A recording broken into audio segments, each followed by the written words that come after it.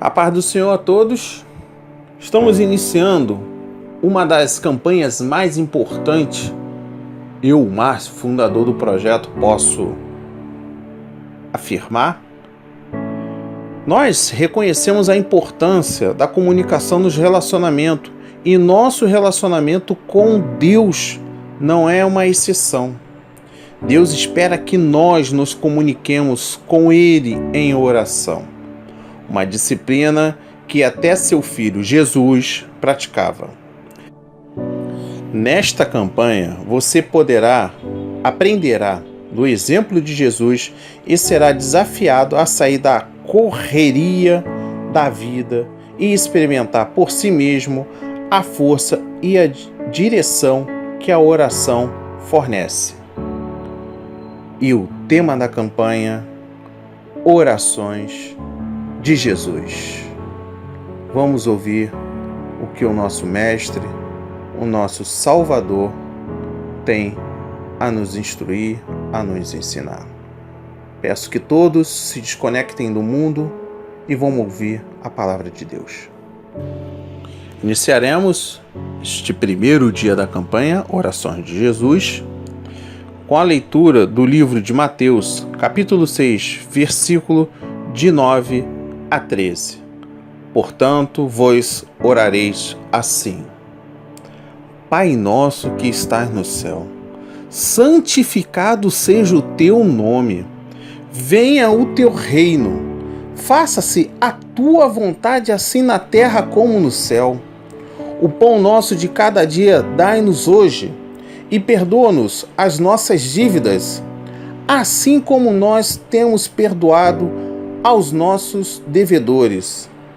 E não nos deixe cair em tentação, mas livra-nos do mal, pois teu é o reino, o poder e a glória para sempre. Amém, amém e amém. Graças a Deus. Graças a Deus. Iniciamos com a leitura e a oração do Pai Nosso, entendendo um pouco dos ensinamentos, da campanha Oração de Jesus. Somente quando reconhecemos quem é o Senhor é que sabemos como lhe pedir que o seu reino venha sobre nós. Há duas maneiras de ver este pedido na oração dos discípulos. Primeiro, os discípulos precisam constantemente orar pelo avanço missionário, o qual leva adiante o reino de Deus através da sua igreja até os últimos rincões da terra. Segundo, os discípulos precisam orar a Deus, submetendo-se completamente ao seu reino, ao seu senhorio. Venha o teu reino. É mais do que uma petição que se repete geralmente aos domingos em muitas igrejas. É um pedido para que a vontade de Deus seja feita em nossa vida, sem reservas, soberanamente, assim na terra como no céu. Em Mateus 11, versículo 25-26, por aquele tempo exclamou Jesus: Graça te dou, ó Pai, Senhor do céu e da terra, porque ocultaste essas coisas aos sábios, e instruído e as revelaste aos pequeninos. Sim, ó Pai, porque assim foi do teu agrado. E entendendo esta passagem, este versículo, fala-se muito da preferência de Deus pelos pobres, o que no contexto geral das Escrituras tem bastante respaldo. Aqui, no entanto, vê-se a preferência de Jesus pelos humildes. São os humildes que herdarão o reino dos céus. Neste contexto, Jesus deixa claro que aqueles que são pequeninos são recebedores da revelação do Messias e do Salvador dos humildes. ou quiser revelar a revelação da mensagem transformadora do reino de Deus, somente é revelada àqueles a quem Jesus a quiser revelar. Em Mateus 14, versículo 23, e despedidas as multidões, subiu ao monte a fim de orar sozinho. Em caindo a tarde, lá estava ele só.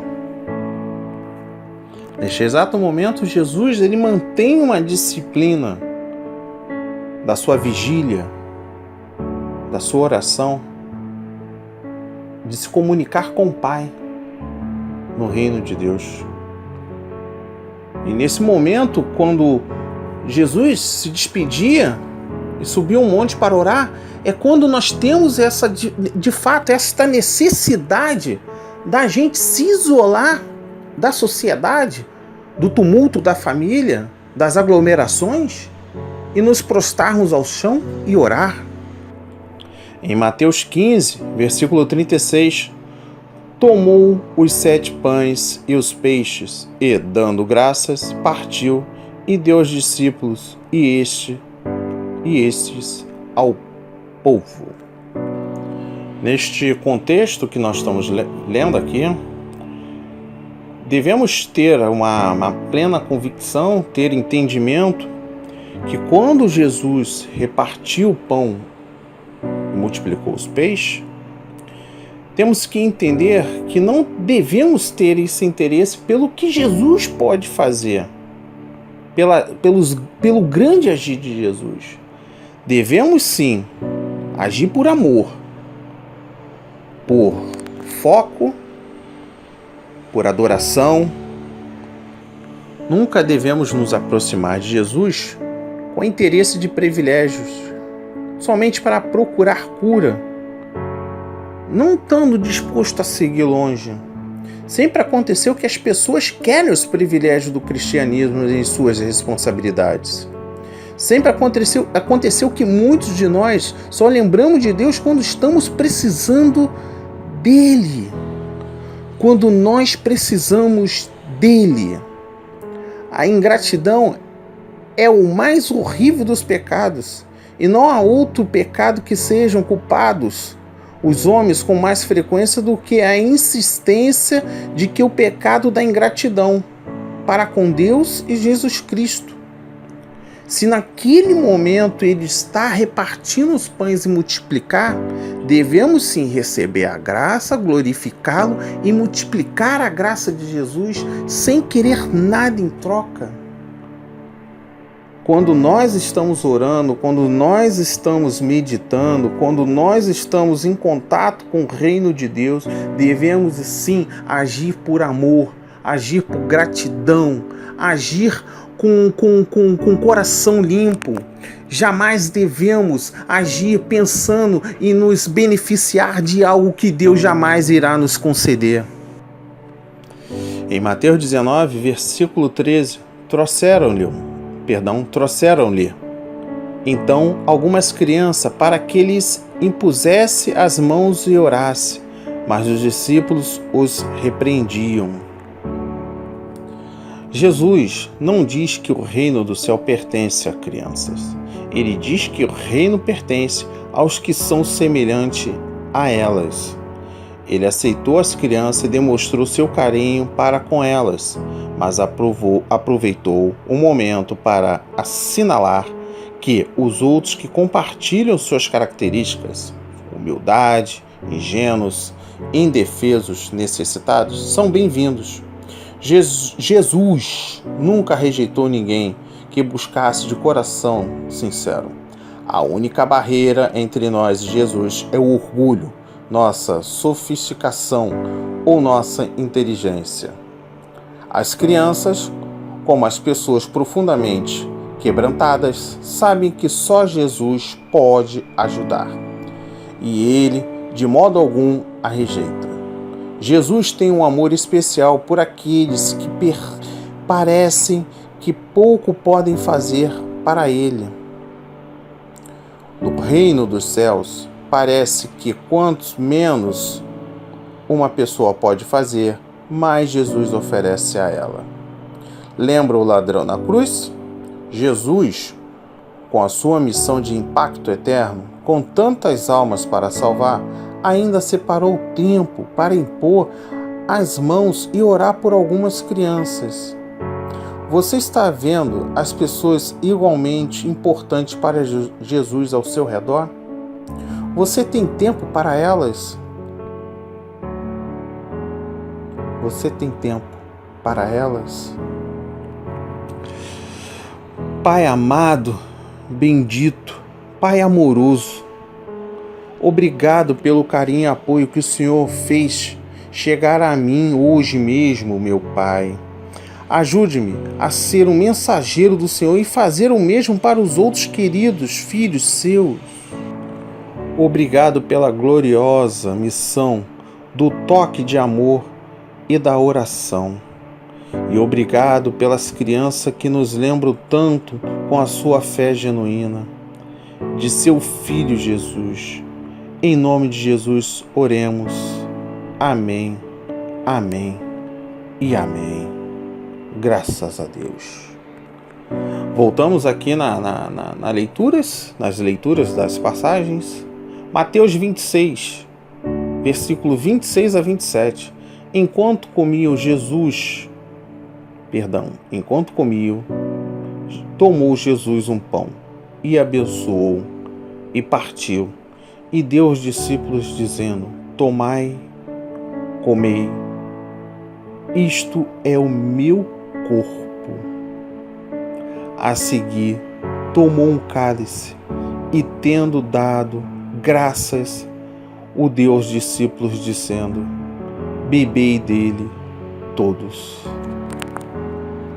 Aleluia, aleluia, aleluia.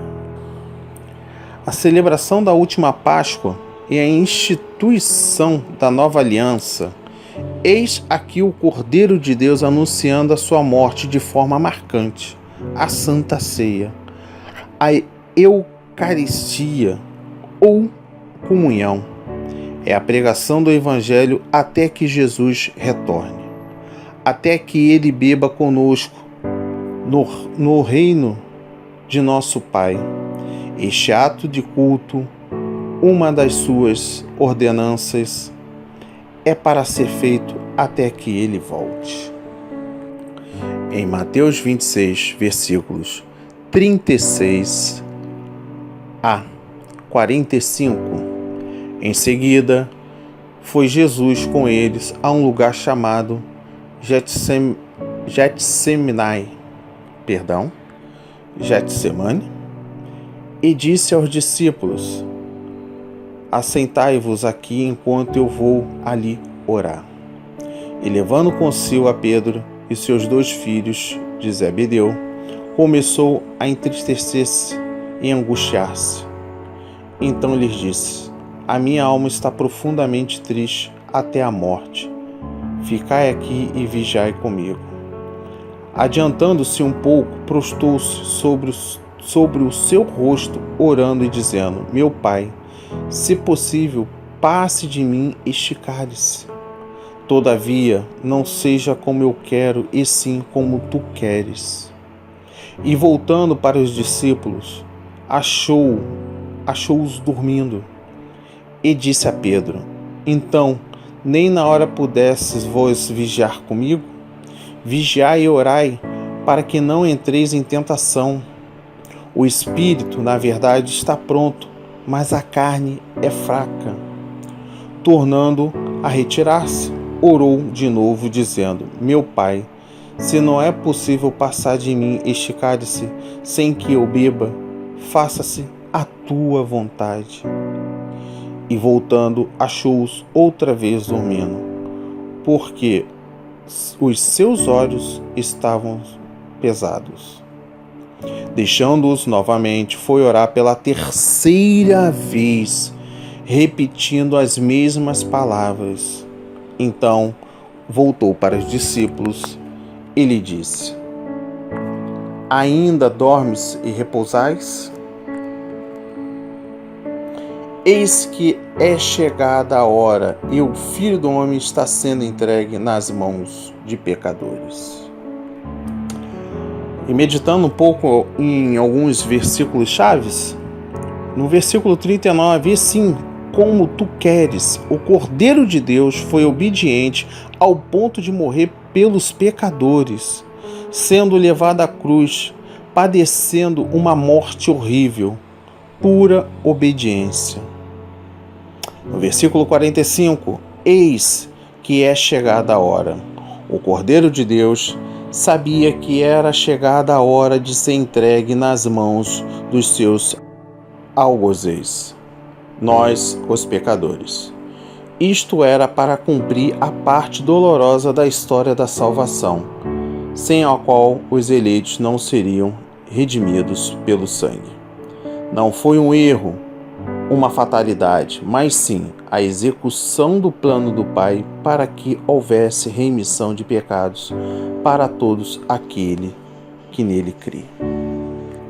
Eu trouxe algumas passagens, os versículos chaves, mas não tem como deixar de considerar que naquele momento que Jesus foi orar por 3 vezes, Jesus deixa claro que seja feita a vontade do Pai. E nós, neste exato momento, entendendo as Escrituras, devemos sim pedir nas nossas orações que Deus abençoe nossos planos, mas bem claro que seja feita a sua vontade. E quando Jesus retorna e fala com Pedro, orai e vigiai, que devemos sim em todas as ações, atitudes, todas as nossas idas e vindas, toda nossa tomada de decisão, devemos sim orar e vigiar. Existe uma questão que o projeto, eu, Márcio, sempre falo, na questão da confiabilidade. Devemos sim ter confiança no nosso Deus, nosso Salvador Jesus Cristo. Quando tratamos do assunto aqui na Terra de forma terrestre, devemos orar e devemos vigiar. Em nenhum momento Deus pede para que nós façamos algo que vá além da nossa capacidade e, sobretudo, que a gente faça sozinho. Devemos sim pedir permissão ao Pai, pedir para que a vontade dele seja feita. Em nenhum momento seguirmos sozinhos, devemos sim sempre pedir a Jesus que nos acompanhe. Orai e vigiai, e que seja feita a vontade do Pai. Este, sim, é um dos racionais mais importantes que estamos lendo e que seja uma disciplina clara, porque Jesus por 3 vezes foi lá e deixou bem claro que seja feita a vontade do Pai. E encerro a leitura de Mateus 27, versículo 46. Mateus 27, versículo 46. Por volta da hora 9, clamou Jesus em voz alta, dizendo: Eli, Eli, lama sabachthani. O que quer dizer: Deus meu, por que me desamparaste? Eli, Eli, lama sabachthani.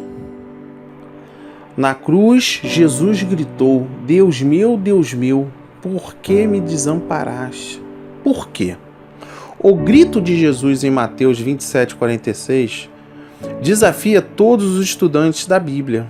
Há várias interpretações para o texto e devemos ser cuidadosos para não sermos dogmáticos sobre nosso entendimento de tais textos difíceis. Ao mesmo tempo, o desafio de entender tais versículos frequentemente nos ajuda a apreciar mais plenamente a grandeza do amor e da graça de Deus. Este versículo não é exceção.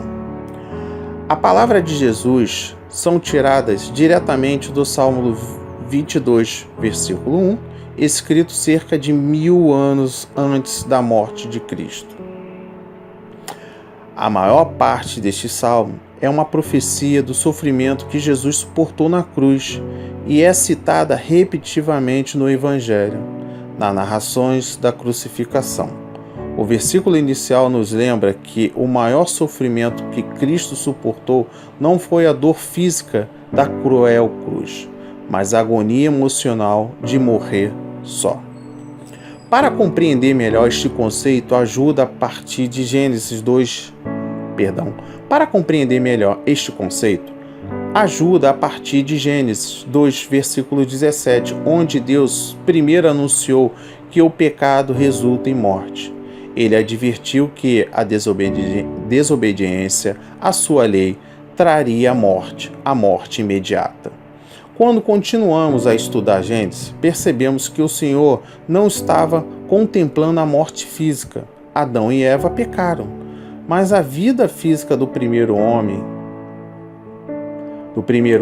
continuou por mais de 9 séculos.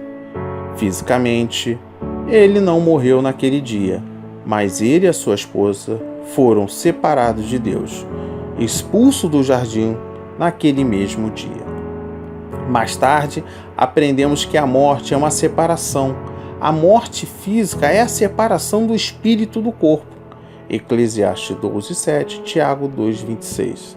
A morte espiritual é a separação do homem de Deus, que acontece por causa do pecado. Isaías 59, versículos de 1 a 2 e Efésios 2, versículos de 1 a 12. O salário do pecado, primeiro casal, foi sua separação de Deus. Sofremos a mesma consequência hoje. O salário do pecado é a morte. Romanos 6, versículo 23. Jesus veio para pagar o preço por nossos pecados. Ele morreu em nosso lugar. Sua exclamação em Mateus 27, versículo 46, parece mostrar que a verdadeira tortura do seu sacrifício foi além da dor física, por causa do nosso pecado. Ele sofreu a separação de seu Pai. Ele morreu. Neste ponto, precisamos ser cuidadosos para não irmos além do que foi revelado. Podemos se tornar a procurar explicar exatamente como ele foi separado, ou por quanto tempo. Mas Deus não disse, por isso não devemos desenvolver teorias especulativas sobre o que ele não disse. Contentemo-nos em ser gratos pelo grande amor que levou Jesus a sofrer em nosso lugar. E chegamos no momento final, que neste grito, quando Jesus diz: Eli, Eli, lama sabachthani, ele revela para os seus discípulos o caminho a ser seguido na luta pela justiça, em que ele por primeiro testemunhou com a sua própria vida. Todo o que quiser ser seu discípulo, do mesmo modo terá posse desse Espírito, o que transformará em novo agente de amor e de justiça verdadeira. Em Jesus e nos seus discípulos está a força do Espírito, que fará o homem triunfar de todas as forças fabricantes da escravidão, injustiça e da morte. Assim seja, assim diz o Senhor. Amém, amém. Graças a Deus, graças a Deus, graças a Deus, graças a Deus, graças a Deus. Senhor, meu Deus, meu Pai, eu vim aqui, meu Pai, pedir perdão por todos os meus pecados, meu Pai. Eu vim aqui, meu Pai, na forma de me humilhar, de prostrar-me ao chão, meu Pai, do sacrifício vivo, do sacrifício humano. Estou aqui, meu Pai, clamando a Ti obediência, lealdade, reciprocidade.